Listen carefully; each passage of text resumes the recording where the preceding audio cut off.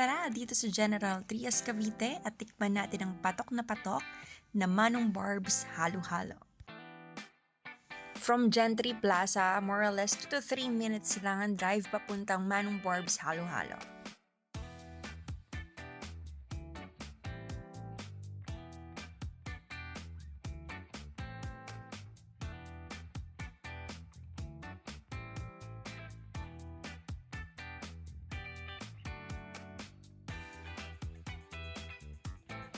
Here we are! This right side of Manong Barb's ay for dine-in. They have crispy pata, pansit, fried chickens, and mga inihaws.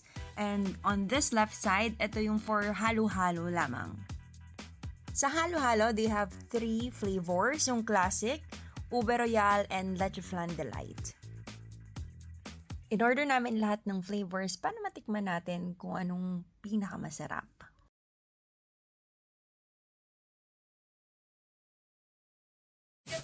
Thank you! Here's the leche flan delight.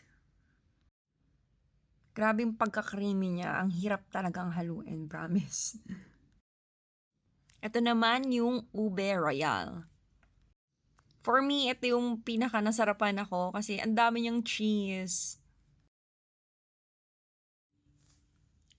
Ganyan siya ka-creamy pero super sarap. Di ko na na-videoan yung classic halo-halo since kinain namin siya on the way pa uwi.